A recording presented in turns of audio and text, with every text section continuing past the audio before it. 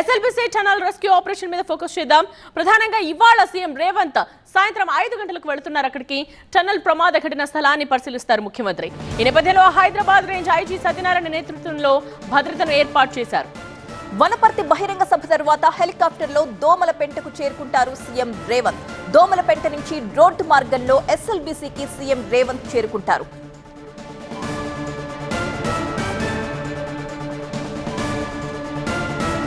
మరొక వైపు SLBC tunnel దగ్గర 9వ రోజు రెస్క్యూ ఆపరేషన్ కంటిన్యూ అవుతోంది. గల్లంతైన వారిలో పలువురి ఆచూకీ ఏ క్షణమైనా లభ్యమయ్యే అవకాశం ఉంది అని చెబుతున్నారు.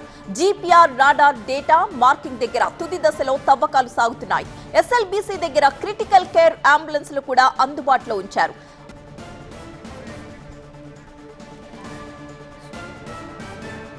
మా ప్రతినిధి శివ సిద్ధంగా ఉన్నారు టన్నెల్ దగ్గర నుంచి. అక్కడ రెస్క్యూ ఆపరేషన్ కి సంబంధించిన తాజా వివరాలు అందించడానికి.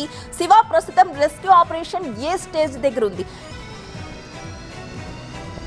రైట్, ఎస్ఎల్బీసీ టన్నెల్ వద్ద జరిగినటువంటి ప్రమాద ఘటనకు సంబంధించి రెస్క్యూ ఆపరేషన్ ఇవాళ 9వ రోజుకు చేరుకుంది. గడిచిన 8 రోజులుగా నిర్విరామంగా ఈ సహాయ సిబ్బంది అంతా కూడా రెస్క్యూ ఆపరేషన్లో పాల్గొంటూ ఉన్నారు. అయితే 2 రోజుల క్రితం ఏదైతే ఎన్జీఆర్ఐకి సంబంధించినటువంటి గ్రౌండ్ పెనిట్రేటింగ్ రాడార్ ఏదైతే ఉందో ఆ మార్క్ చేసినటువంటి లొకేషన్స్ అలాగే ఇచ్చినటువంటి డాటా ఆధారంగా ఇటు సింగరేణి కావచ్చు, ఎన్డీఆర్ఎఫ్ అలాగే ఎస్డీఆర్ఎఫ్ సంబంధించినటువంటి బృందాలు తవ్వకాలు చేపట్టాయి. అయితే ఈ తవ్వకాలు కూడా దాదాపుగా పూర్తి కావచ్చినట్టుగా తెలుస్తుంది. ఈ నేపథ్యంలోనే అక్కడ ఈ గల్లంతైనటువంటి 4 ఆచూకీ లభిస్తుందన్నటువంటి అంచనా అయితే అధికార యంత్రాంగం అయితే వేస్తూ ఉన్నారు. దానికి సంబంధించి వేగంగా ఈ సహాయక చర్యలు అయితే కొనసాగుతున్నాయి. ఇక మరోవైపు గడిచిన 8 రోజుల నుంచి చూస్తే ఇవాళ మాత్రం దాదాపుగా షిఫ్ట్కు 120 మంది రెస్క్యూ సిబ్బంది టన్నెల్ లోపల విధులు నిర్వహిస్తూ ఉన్నారు. ముఖ్యంగా గుట్టలుగా పేరుకుపోయినటువంటి బురద కావచ్చు, పెద్ద మొత్తంలో వస్తున్నటువంటి సీపేజ్ వాటర్ని ఎప్పటికప్పుడు బయటికి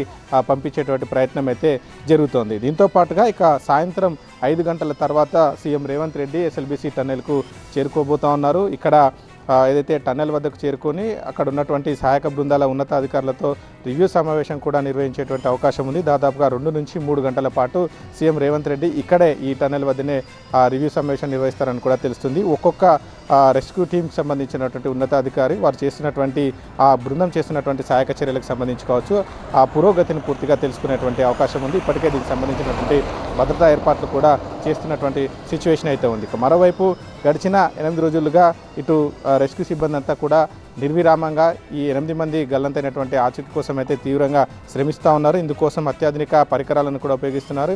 ఏదైతే జీపీఆర్ ఇచ్చినటువంటి డాటాతో పాటుగా మిగిలినటువంటి ఇతర డిపార్ట్మెంట్లకు సంబంధించినటువంటి అత్యాధునిక టెక్నాలజీ పరికరాలను కూడా ఇంకా లోపల సెర్చ్ చేస్తున్నటువంటి సిచ్యువేషన్ అయితే ఉంది. ఓవరాల్గా చూస్తే నిన్న మంత్రి జూపల్లి కృష్ణారావు చెప్పినట్టు విధంగానే ఇవాళ సాయంత్రానికంటే సాయంత్రం లోపు ఏ క్షణమైనా కానీ ఆ 4కి సంబంధించినటువంటి ఆచూకీ వచ్చేటువంటి అవకాశం అయితే చాలా స్పష్టంగా కనిపిస్తుంది. అందుకు తగ్గట్లుగానే ఇక్కడ అధికార యంత్రాంగం అంతా కూడా సంసిద్ధంగా ఉన్నటువంటి సిచ్యువేషన్ అయితే ఉంది. ముఖ్యంగా అంబులెన్సులు కావచ్చు, ఫుల్ ఎక్విప్మెంట్తో కూడుకున్నటువంటి అంబులెన్సులు కావచ్చు, ఇటు ఆర్మీకి సంబంధించినటువంటి ఎమర్జెన్సీ క్రిటికల్ కేర్ ట్రీట్మెంట్ అందించేటువంటి అంబులెన్స్ కూడా సిద్ధంగా ఉంచినటువంటి సిచ్యువేషన్ ఉంది. అలాగే వైద్యులను కూడా పిలిపించినటువంటి పరిస్థితి అయితే ఉంది. ఏ క్షణమైనా ఈ అప్డేట్ అయితే వచ్చేటువంటి సిచ్యువేషన్ అయితే ఇక్కడ కనపడతా ఉంది.